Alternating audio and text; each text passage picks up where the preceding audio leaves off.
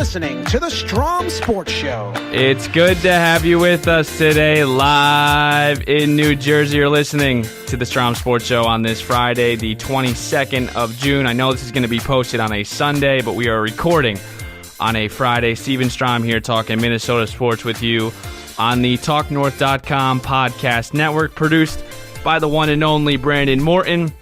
As always, all shows are posted onto our Twitter account at TalkNorthPod, iHeartRadio, iTunes. If you want to advertise with us, contact Jim Suhan on our website. And remember, we need downloads. The views are great, but we need you to download the show. So if you go to my Twitter at SSTROM32, I have a tutorial in my media. You got to download that Spreaker app, and then you search a show, whatever show you like on our network, and then you hit this little cloud on the, I think it's 2 next to the play symbol, and you give us that download. That's what the ads are looking for. So we've had an interesting 24 hours here. We've had the NBA draft. The T-Wolves selected Josh Owogie from Georgia Tech. I wasn't a big fan, but I'll get into that later. I wish they would have taken Grayson Allen from Duke or Aaron Holiday. And then we got the Twinks, who have taken 2 out of 3 versus the Indians and now 2 out of 3 against the Red Sox. But we're hit with a little injury news here. We've had some setbacks with Jorge Polanco. We've got Escobar getting hit by a pitch. Eddie Rosario sitting out yesterday. So joining me now is Minnesota Twins beat writer Phil Miller of the Star Tribune. How are you today, Phil? Thanks for taking the time. Good, Steve. Congratulations on your show. I appreciate it. So let's get into this first. The Twins take 2 out of 3 versus the Red Sox, but were thumped yesterday. You know, as a fan, you look at the standings every day. It's extremely frustrating because it's like the Twins take 2 steps forward, but then 3 steps back. Talk a little about the inconsistencies of this team so far and how discouraging it must be as a team. Well, yeah, and the other thing that has kind of slipped away from them is that they were the wild card team last year, yep. And that already looks impossible. They were 13 back. I think they're 11 back this morning from the second wild card. So there's not even that option has kind of been closed to them this year. They're, I think, 6 back in the Central, and that really is the only way they can win, and they have 2 teams ahead of them.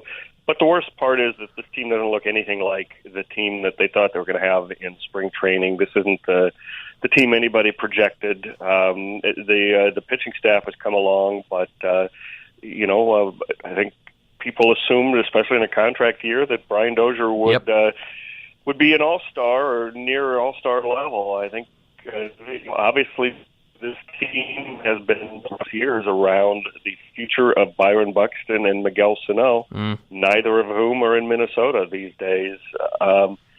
You look at the lineup. Jason Castro is got off to a slow start and is gone for the year now. You look at the lineup and you wonder, how did Bobby Wilson and A-Ray Adrianza and Ryan Lamar end up being everyday players? And it's a formula for a rough year, and they're kind of having a rough year. Maybe you'd be amazed that they're out in the Central. I think in the beginning of the year, a lot of people said, including myself, that guys like Miguel Sano, guys like Byron Buxton needed to take that next step in their game because this is the future for the Minnesota Twins, and obviously this hasn't panned out the way this was supposed to happen this season. So I want to start with Miguel Sano. What do you think transpired regarding Sano's struggles this year? Do you think this is a physical thing because of his weight, or is it a mental thing at this point? Because, let's be honest, being sent down to single A after being an all-star last year has to be demoralizing. I think it's probably a little both. He was, I think it all goes back really to the last couple of months of last year when he got hurt, and I think it seemed like a minor thing at a time that it stayed with him, and it finally kept him out of the Twins' one-game postseason, and just kept getting worse and worse, and he had to have surgery. That kind of scuttled any plans he might have had for getting ready for a good season. He came upbeat as always. I'll say that for Miguel. Even the downtimes don't seem to last particularly long for him personally. He's a very upbeat guy, but then he's looking forward to finally coming to camp and playing baseball again. And he was under the cloud of the investigation into an assault a few years back, and he stayed away from Twins Fest for that. Wasn't around his teammates. I'm sure it must feel like things are piling up for Miguel. Some of them of his own doing, his own fault, and some of them out of his control. And it all added up to a pretty rough start to the season. I think. I guess I'm not surprised that things weighed down on him. The big surprise is that he's let his approach at the plate get away from him a little bit. Part of it is physical, I think. I think he has trouble turning on inside pitches. We've seen a lot of the numbers that show if you pitch him inside, you would have thought with a slugger like Miguel that those pitches are a good way to get the ball to go 400 feet, but he doesn't turn on them. He needs to extend his arm more. That might be the weight. That might be residual from the leg. But whatever it is, it has changed the pitches that he looks for and reacts to. He's become more of a reacher, and pitchers are discovering if you keep it low and outside, often Miguel will reach for it, and he doesn't have any way to drive it that way. We're here with Phil Miller of the Star Tribune. You can follow him on Twitter at MillerStrib. Read his articles, really good writer. Let's talk about Eddie Rosario and Eduardo Escobar. They've had unbelievable seasons so far, and we saw firsthand Thursday when Rosario sat out with the shoulder discomfort and Escobar got plunked, how lifeless this team looked. Talk about how important they've been for this team and really how they've kept them afloat this season. Well, they have. I think one thing we've learned these last couple of months is where would this team be without Eddie Rosario?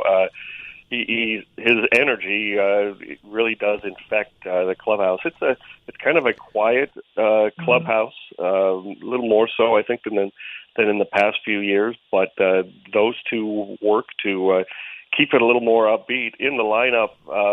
You can't say enough about the development that Eddie Rosario has shown. I think it really comes down to just being selective at the plate. It's such a minor seeming but crucial adjustment for a young guy. He's a hacker, but you have to give him something to hack, and he makes pitchers pitch to him a lot more this year. I think the Twins expected something like this to happen when he made that adjustment. The fact that it's happened in a year where they're just begging for offense is kind of a bonus. But this has been going on for more than a year now for Eddie Rosario. So I think he's reached the level where he's going to be a middle of the road, borderline all-star outfielder going forward. So give us Twins fans some hope here. I watched them play against the Indians. They take 2 out of 3. I watched them play against the Red Sox. They take 2 out of 3. It's like a huge tease to me. But who or what do the Twins need to perform this second half of the season if they want to try and win this division? Because like we talked about before, the wild card spot almost looks impossible to get back into at this point in the season. Well, yeah, I mean, if you're looking for hope, part of it is that their best pitcher from last year and an All-Star hasn't set foot in Minnesota. Their shortstop, their starting shortstop, who, let's remember, he might have been the most productive hitter on the team last September. He was batting third down the stretch when they were playing a lot of must-win games in order to wrap up the wild card. Jorge Polanco, he has yet to set foot in Minnesota. Jorge will be back on July 2nd, they hope. It's a little up and down now with an injury he sustained on his hand 10 days ago, but that adds more offense to the lineup. Imagine Jorge Polanco in the middle of the lineup instead of A-Ray Adrianza. That thing you have to worry about is, he hasn't played in 3 months, and what that will do to his development and how soon he can be a contributing member. But I mean, he just makes the offense look a little more fearsome. Adding those two, if Irvin Santana is back after the All-Star break, those are a couple of rather large pieces that haven't been part of this yet. And another part that hasn't been is Brian Dozier's bat. So disappointing. It's it's funny. We go through this every year. He goes through a 6-week, 8-week slump every year where it doesn't look like he's doing any different. And I'll say that he doesn't act any different. It never gets him down. He's the most even-keeled player through the good and the bad that I've ever seen. But he has really dragged down the offense now, hitting about 220.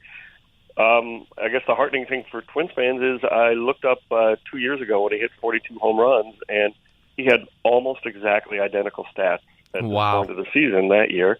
I don't think he can predict that he'll hit 27 homers after the All-Star break like he did that year, but he certainly feels like it's not far off, and that the turnaround is coming.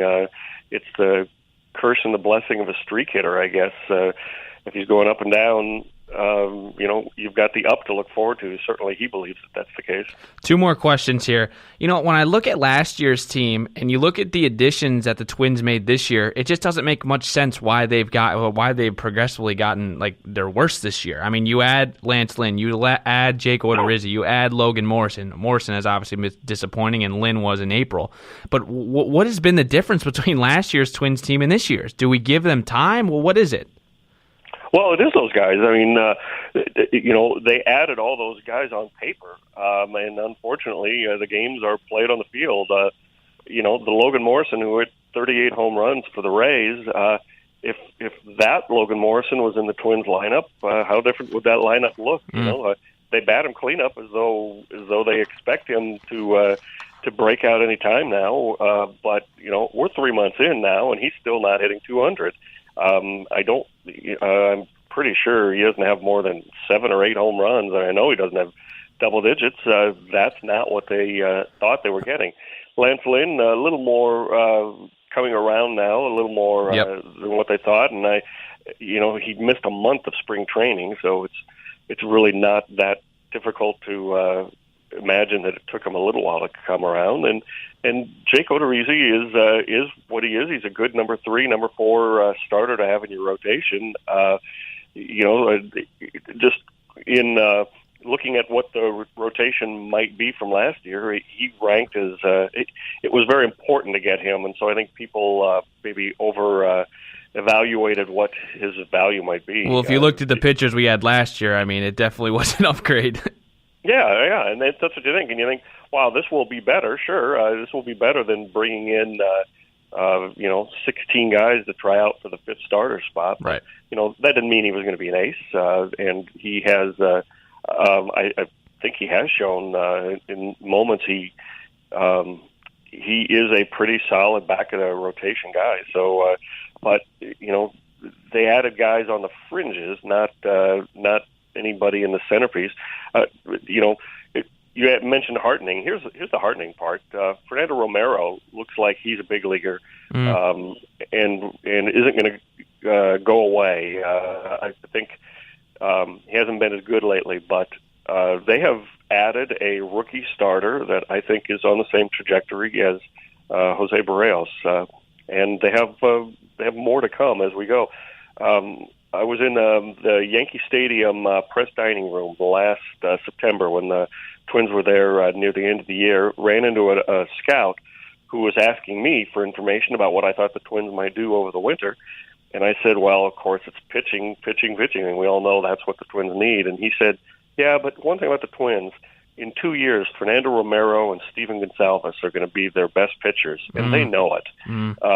So he said, and as it turned out, that they were unlikely to go spend $100 million on a centerpiece starter, and I think they did pursue Yu Darvish, but I think they also feel pretty confident that Romero is going to be a reliable starter, and Steven Gonsalves is on his way up. So, as Twins fans, wouldn't it be nice to have the pitching in place and not have to worry about that, and right, and adding hitting as opposed to it's been the other way around for a decade. Right.